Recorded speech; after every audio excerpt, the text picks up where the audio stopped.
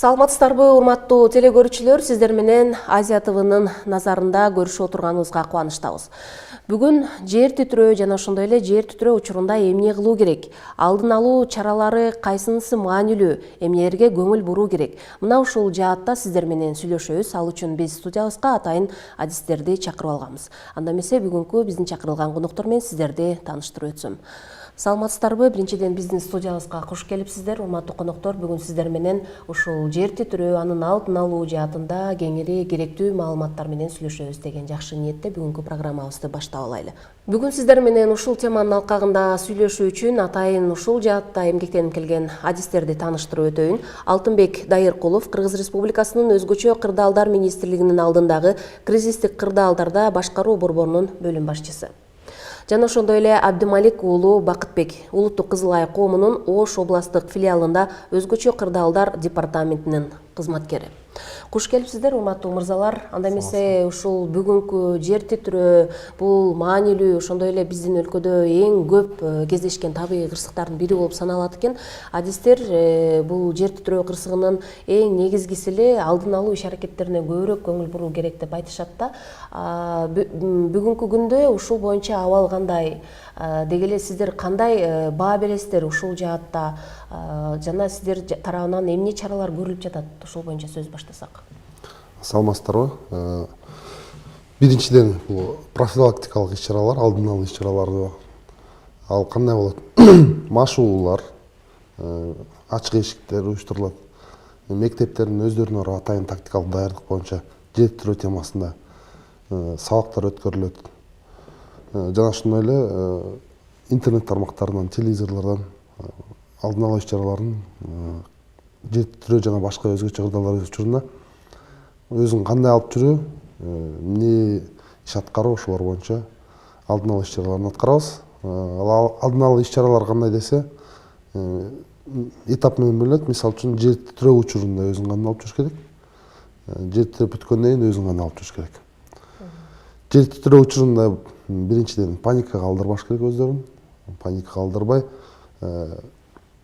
толук деңгээлде ой жүгүртүп иш алып барыш керек.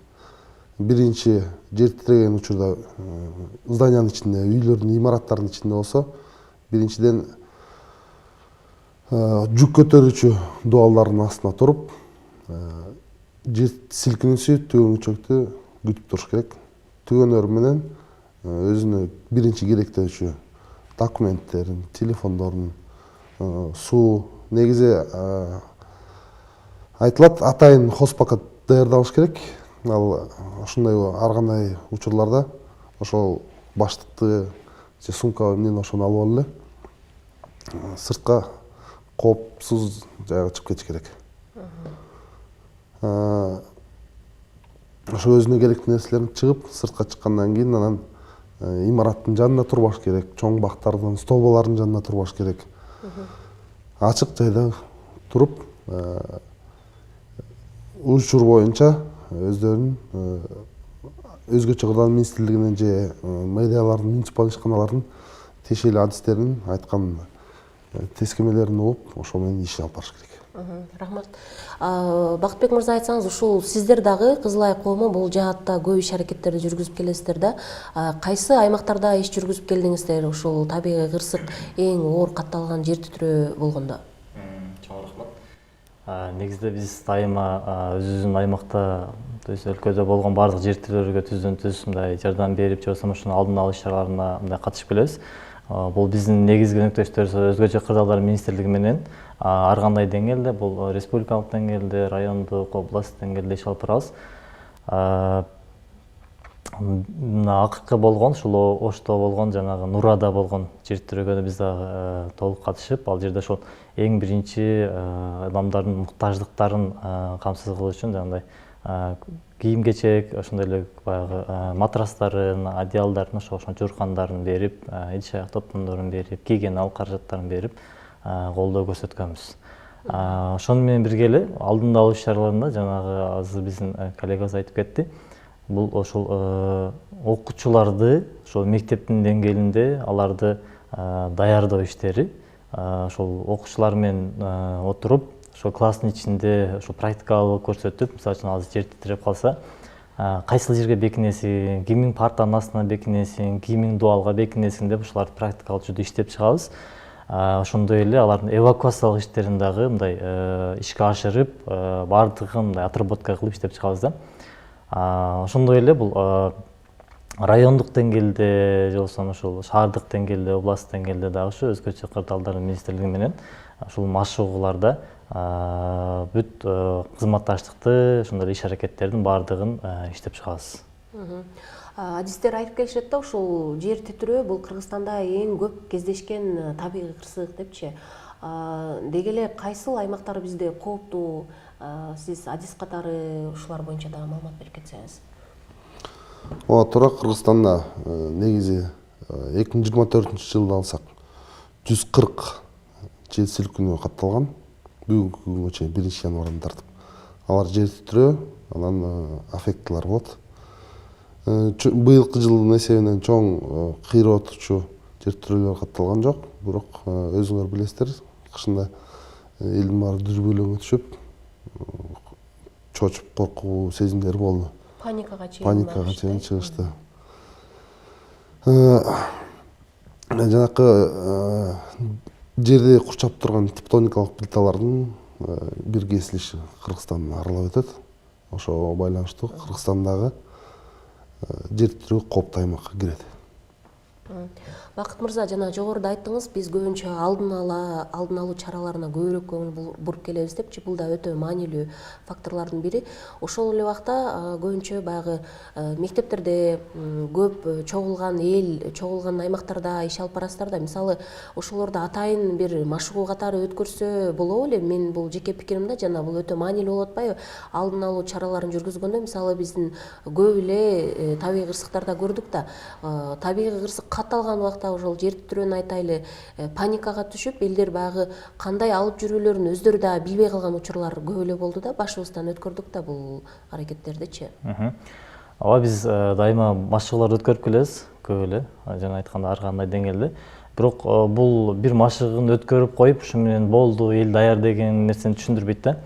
Себеби барган сайын жаңы муун жетилип келе берет. Демек булардын баарына дайыма мындайча айтканда үзгүлтүксүз ушул машыгууларды, маалымат сессияларын, ошондой эле практикалык иштерди сөзсүз түрдө дайыма өткөрүп, аткарып, үйрөтүп келиш керек да.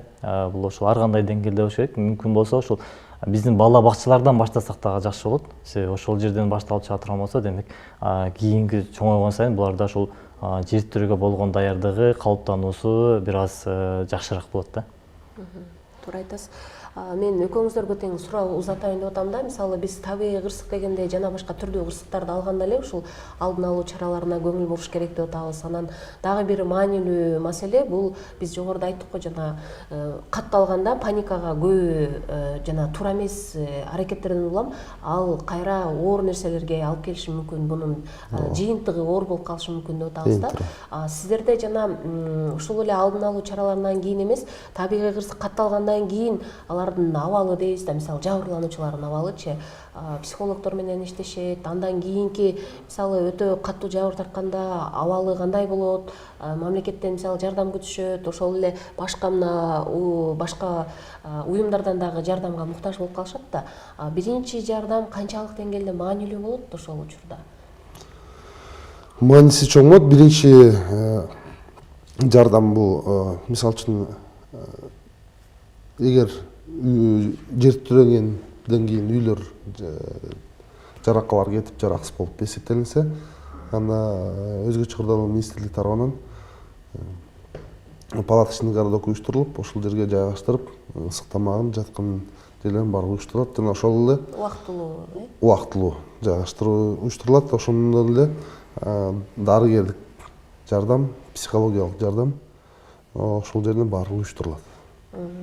Ушул моментте, ушул учурда Кызыл Ай кому барып жардам бересиздер да. Сиздердин жардамыңыздар кандай болот? Табигый кырсык катталды дейли, андан кийинки. Негизи биз милдетибиз боюнча мамлекетке жардамчы уюм болуп саналабыз да. Анан ошол өзүбүздүн чөйрөбүзгө жараша, мисалы үчүн өзгөчө кырдаал катталганда анын түрү ошол табигый боло турган болсо, сейил же жер титиреп отурган болсо, анда биз өзгөчө кырдаалдардын министрлиги менен байланышта болуп, ошол биринчи баалоого кандай муктаждыктар керек боло турган болсо, ошолор алып барып жеткирүүгө жардам беребиз да, өзүбүздүн андай немебизде кампаларыбыз, эмнелерибиз бар да. Көбүнчө биз жардам беребиз аларга биринчи жанагындай эң негизги мисалы үчүн идиш аяктары себеби селде агып кетиши мүмкүн, же болбосо үйдүн астына уранда калып калышы мүмкүн, кийим кечеси, көрпө төшөгү калып кетиши мүмкүн. Демек, мына ушулар менен биринчи камсызганга аракет кылабыз. Жана ушулар бизде ошол кампаларда сакталып турат да, даяр болупчу.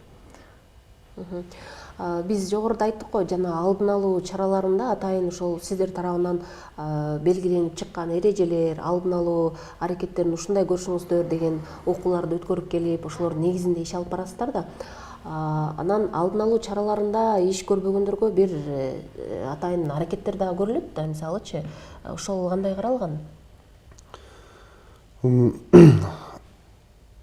Машыгуу түрүндө бардыгы жер титирөө учурунда эвакуация болуш үчүн өзүн алып жүрүш үчүн машыгуулар өткөрүлөт, эми ар адамдын өзүнүн характери деп коелу. Ара бойлук жеп аткан кээ бирөө тез алып үйрөнүп кетет, кээ бирөө түшүнөт, кээ бирөө угат дагы, анан ушундай экен дейт, бирок башына түш көрбөгөндөн кийин сезбей жүрөт, анан башына түшкөндөн кийин баягы айтылган окууларды унутуп калат экен. Паникага киргенде уже ой жүгүртүүсү башкача кетип калат. Анан ошол себептер менен эч кандай милдеттендире албайт экенбиз. Просто азыр Бакыт мырза айткандай эле машыгууларды кайра өткөрүп турсак, бул автоматтык түрдө мээсине ошол сиңип калат. Ошол сиңген шоковый состояние болсо, паника болсо деле уже көнүмүш адам болуп, ошол иш аракеттери туура аткарат да. Бакыт мырза, ушул эле суроо сизге. Негизи жана сиз башында айтып кеткендей эле биздин Кыргызстандын аймагы бул 8-9 баллда жайгашкан зона болуп саналат да. Ошол себептен бизде өтө актуалдуу тема бул жер титирөө. Бардык табигый кыргызстанда эң кооптусу бизде жер титирөө болуп саналат. Негизи бул боюнча эгер даярдык боло турган болсо, мисалы үчүн бөлмөнүн ичинде же болбосо ушул класстын ичинде же кандайдыр имараттын ичинде боло турган болсо, анда биз биринчи жашына турган жайыбыз ошол коопсуз жайларда бул жүк көтөрүүчү дубалдар болуп саналат. Ошол жерлерге барып, колунда мисалы үчүн китеби же сумкасы боло турган болсо, ошо менен башын бекитип, дубалга жакын туруп күтүп туруш керек жердин термелүүсүн. Эгерде ал адам ошол турган имараттан качып чыгууга 10-15 секундда жете турган болсо, коопсуз жайга чыгып кете турган, анда чыгып кетүү сунушталат. Себеби жердин термелүүсү ошол 10-15 секундда толук термелип бүтөт да. Эгер имаратта кулай турган болсо, демек ушул убакыттын ичинде кулап бүтөт. Демек жетишип кала турган болсо, чыгып кетсе болот. Бул биринчи кабатта болгондор жетишет. Анан экинчи кабат, андан жогорукулар булар ал нерсеге жетише албайт да, сунушталбайт алар үчүн. Имараттан чыккандан кийин жана айтылып кеткен сөздөрдө имараттын бийиктигинен мүмкүн болсо 1,5 метр алысыракта турса, мисалы үчүн 5 метр болсо, демек бул 7,5 метр, мүмкүн 10 метр, эң аз дегенде 1,5 метр алысыраак турганы сунушталат. Эми эмнелерди кылбаш керек жер титирөө учурунда? Бул ошол имараттын ичинде болсо терезелерге жакын турбаш керек, жанагындай тепкичтерди колдонбош керек, тепкичтерде турбаш керек, лифттерди колдонбош керек. Себеби булар эң аярлуу болуп саналат. Ошол көп кабаттуу үйлөрдө ошондой эле лифт иштебей калышы мүмкүн, же болбосо тепкичтер дагы бул мындай кулап түшүшү мүмкүн да. Ошондой эле жана балкондорго чыккан булар сунушталбайт. Андагы бир нерсени айта кетсек болот. Акыркы учурда мына Турцияда былтыркы 2 жыл мурунку болгон жер титирөөдө көп байкалды. Жана мебелдердин жандарында калгандар булар дагы көп өмүрүн сактап калышты да. Мебелдердин ошондой эле муздаткычтардын жанында туруп, кандайдыр бир мебелдердин астында жанында туруп сактануу дагы бул өзү мындай сунушталат да. Андан сырткары коопсузураак. Анан ошо биз ички дубалдар дегенибиз, жана болсо мындайча жүк көтөрүүчү дубалдар деп койсок болот. Себеби булар ошо негизи жүктү көтөрүп турат дагы. Эгер конструкциясы кулай турган болсо, ошонун мындай бурчунда атайын бир бурч калат да, 3 бурчтук болуп, демек ошол жерде мындай имарат кулаганда көбүрөөк мындай сактана турган жер деп айтсак болот. Биз мектептерде үйрөтүп келебиз, парталардын астына бекингиле депчи. Анан Азыркы учурда көп анча мынча жерлерде, мектептерде, класстарда көп окуучулар окуйт дагы, анан парталардын астынан батпай дагы калышат. Анан негизи бул парталар ошол имараттын кулагынан сакталбайт, а бирок ошол ичиндеги кандайдыр бир мебелдерден, же болбосо люстралардан, же болбосо жанагы шыбактардан түшкөн нерселерден сактай алат да. Балдар коопсузураак болот деп айткыңыз келип атат да. Ушул Турциядагы абалды көргөндө көпчүлүгүбүз эле жана элдердин сабырдуулукка чакырып, массалык маалымат каражаттарынан көрүп турдук да бизчи. Сиз өзүңүз айткандай, таштанды урандылардан калган балдардын канчасын кийин куткаруучулар алып чыгып атышты да. Эми бизге караганда ал өлкөдө бир топ ушул машыгуу, сиз айткандай алдын алуу чаралары бир топ алдыга жылган деп айтууга толук бар да. Эми мүмкүнчүлүкчү ошол эле убакта бизде өзүбүздө деле мына катталган учурлар болду. Ошол учурларда көрдүк да, мына алдын алуу чаралары көп эле жүргүзүлдү деп айтып келебиз да Дайрык мырза. Анан ошол эле учурда биз дагы бир маселеге токтолушубуз керек. Жарандардын баягы кайдыгерлиги ушул күнгө чейин бар да. Мисалы бул жерден силер көчүшүңөр керек, бул жер кооптуу аймак дегенге карабастан ошол жерде үй жайын таштабай, ошол жерден кетпей отурган учурлар болду го. Ушул боюнча дагы кеп козгосок. Бул негизи биринчиден бул жөн эле көчүрүлбөйт, көчүрүлүүчү адамдарга суда берилет жана жаңы үй салууга жер бөлүнүп берилет. Адамдардын эми ошо сиз айткандай кайдыгер карап жерди алат, судан алат, үй салат да, анан мисалы үчүн бир баласын ошол үйгө жайгаштырып туруп, анан эски үйүнө өздөрү кайра көчүп барып алат. Анан эмесе мага ушул жерде жашаган ыңгайлуу, мал чарбанын уюштурган ыңгайлуу дейт, бирок айтылган сөздөргө карабай эми жарандарды сөз менен эле жеткире алат экенбиз, аяктан кыйнап сүйрөп алып кете албайбыз. Анан ошол себептерден кээ бир учурлар болду, жер титирөгөндөн кийин же катуу жамгырдан кийин жакы жер көчкү жүрүп басып калган учурлар көп. Ал дагы билинбей туруп жер көчкү үйлөрүн басып калган эмес, ал бир нече убакыттан бери ачылып келип туруп, анан кийин ураган. Ошону билип туруп эле адамдар кайдыгер карай беришет. Рахмат, Бакыт мырза, ушул теманы улай эле да, сиздер ошол барган жерлерде ушул жалпы эле табигый кырсыктар, анын ичинде ушул жер титирөө, жер көчкү боюнча мисалы атайын бир убакыттар болот да, жаз алдын көбүнчө, жер титирөө болсо мисалы кыш айларында көбүрөөк болот да, эми жер көчкүлөр жаздын алдында дегендейчи. Ушул мезгилдерге карата дагы иш-аракеттер күчөтүлөбү сиздерде? Негизи туура айтып кеттиңиз. Ошол эле жер титирөөнү дагы өзүм мындайча айтканда сезон деп коебузбу билбейм. Ушул күздөн баштап жазга чейин мындай көбүрөөк активдештирилет да, көбүрөөк байкалат. Статистиканы да карасак, ушул биздеги болгон, негизи дүйнө жүзүндө болгон жер титирөөлөрдүн көпчүлүгү ушул сезондорго туура келет да. Күздө, кышта, жазда болуп. Андан дагы бир нерсеси, ушул сутканын да бөлүгүндө, бул караңгы бөлүгүндө, түндө көбүрөөк неме болот да, көбүрөөк катталат. Сиздин сурооңузга кайта турган болсок, анда бизде күзүндө атайын 1 айлык жарыяланат. Өзгөчө кыргыздар министрлигинин кыштан тоокени азайтуу деп айлыгы жарыяланат дагы. Ушунун алкагында өтө чоң иш-чаралар аткарылат да. Бул иш-чаралар бүт ошол жарандык коргонуу кызматтарынын баардыгы катышат. Шаардык деңгээлде, айылдык, райондук деңгээлде болуп, жана алардын баарына биз да катышабыз. Бул мектеп окуучуларынан баштап катышат. Мектеп окуучулары дагы бүт баардыгы ошо симуляциялык машыгууларга катышат. Алардын арасында атайын конкурстар болот, таймаштар болот. Мисалы үчүн ошол эле кырсык болгон алгачкыдан кантип көрсөтөт, өрткө кандай болот, жер титирөө кандай болот, ушулар боюнча таймаштар уруштуруп, бул ар айылдан ошол республикалык деңгээлге чейин көтөрүлүп чыгышат да, уткан командаларчы. Ошондой эле ошол кызматтардын арасында дагы алардын даярдыгын текшерүү боюнча бул чоң иш-чаралар, алардын ошол эгер катталып калса кандай кызматташуу, кандай практикалык иштерин көрсөтүп, ошолор боюнча машыгуулар дагы болот. Ал жерде биздин дагы ролубуз бар. Биз дагы ошол жерде сөзсүз түрдө ошол МЧСтин талабы менен, же болбосо МЧСтин мындай суроосу менен, же болбосо запросу менен биз колдон келген, же болбосо биздин мандатыбызга туура келген жардамдарды көрсөтөбүз. Ошо кээде бизде болгон запастар боюнча, машыгууга керектүү каражаттар боюнча колдоо көрсөтүп, же болбосо кандайдыр бир нерселерди уюштурууда биз жардам беребиз, же инфосессияларды өтүүдө, окутууларды, ушул машыгууларды, таймаштарды өтүүдө биз жардам берип келебиз. Рахмат. Урматтуу телекөрүүчүлөр, мен сиздердин эсиңиздерге салып өтөйүн. Биз табигый кырсыктар эң көп катталган учур бул Кыргызстанда жер титирөө, анын алдын алуу жана эмнелерди жасаш керек жана эмнелерди жасабоо керек эң маанилүү маалыматтар менен сиздер менен чогуу бөлүшүп жатабыз. Бул үчүн студиябызга атайын ушул жаатта иштешип келген теориялык жана практикалык билимдери бар адистерибиз менен баарлашуудабыз.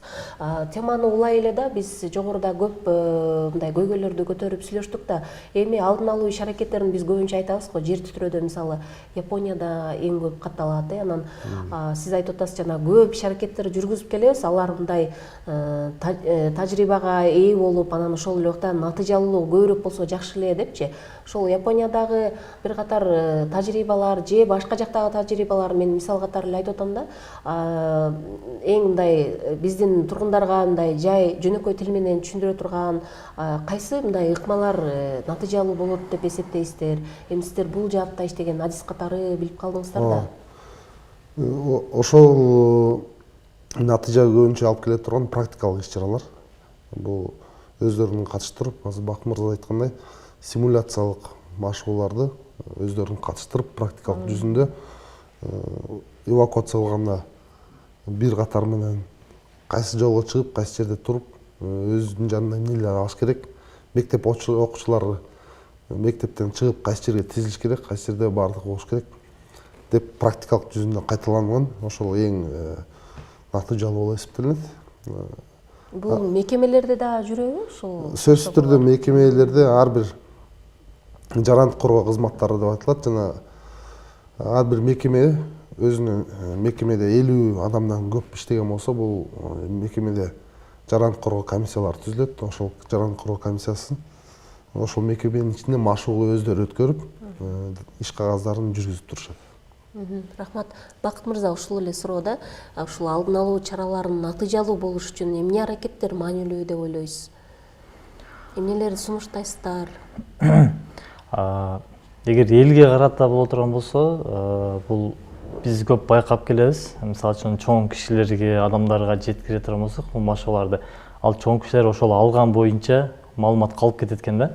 Эми биз алардын балдарына бере турган болсок, мектепте окуган кичинекей балдарга бере турган болсок, алар үйлөрүнө айтып барат экен да, сөзсүз түрдө үйлөрүнөн үйрөнүп келдик, ушундай кылайлы деп көп жетип кеткен. Ошону менен үй бүлөсү жалпы мындай маалыматта болуп калат экен да. Мен ойлойм, ушул көбүнчө ушу биздин жаш муундарга көбүрөөк басым жасап, ошолорго көбүрөөк берсек, алар буюрса жетилип келсе, алар муун өскөн сайын келечекте ушул нерсеге түшүнүү менен карайт, кайдыгер карабай койбойт да. Көп чоңдор улуу кишилер бизде ушул нерселерге көп кайдыгер карап коет. Бирси машык өткөрөйүн десең, биз буну билебиз деп мындай кетип калган учурлар көп эле болот да. Мындай же болбосо ошол машыгууга чакырсак келбей койгон учурлар көп болот. Ошого жаш муундардан, кичинекей муундардан көбүрөөк басым жасасак, бул ушул натыйжага жакшы чыгат деп ойлойм да.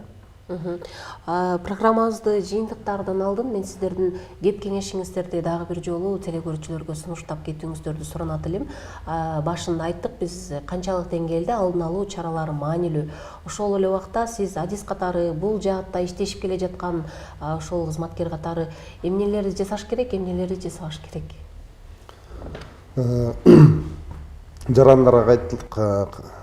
Жарандарга кайрылып кетем. Бул биринчиден жер титирөө жана башка эле өзгөчө кырдаалар катталган учурда биринчи очередте эң маанилүү паника алдырбаш керек. Өзүнүн кылып аткан иш аракеттерин билип жасаш керек. Анан эки жагын карап, ситуацияны байкап, ситуацияга да жараша иш жүргүзүш керек.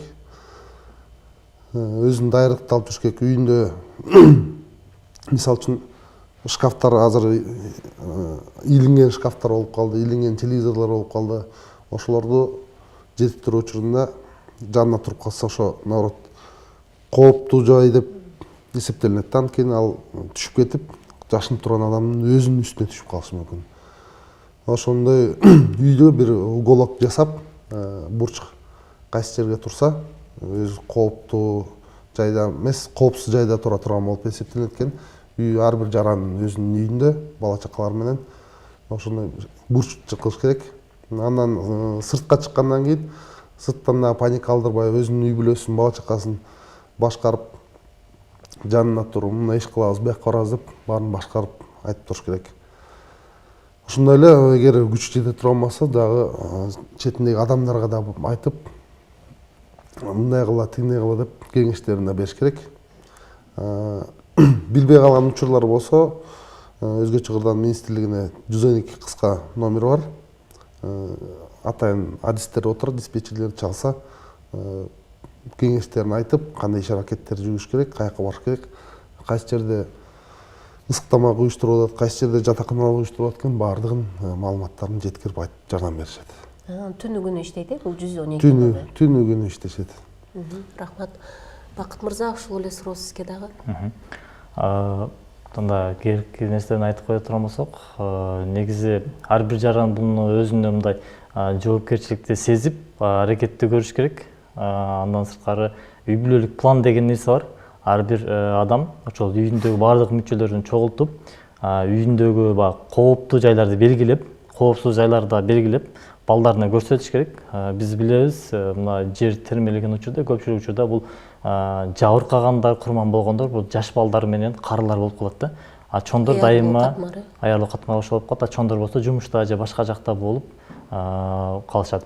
Ошол себептен үй бүлөлүк үйдүн планын чызып, кайсыл жерге бекинсе болот, кайсы жерге бекинсе болбойт, мына ушуларды көрсөтүп, мүмкүн болсо ушул нерселерди бир иштеп койсо да жакшы болот да. Мен белги берем, силер баарыңар барып ушул жерге бекингиле деп туруп үйүндө ушул нерселерди үйрөтүп койсо, ошол үй бүлөдөгү бала эртең жер термелгенде ата энеси үйдө барбы, жокпу, ошого карабастан жер термелген болсо ошол жерге барып бекинип, андан кийин сөзсүз түрдө эвакуация кылып чыгып кетет да.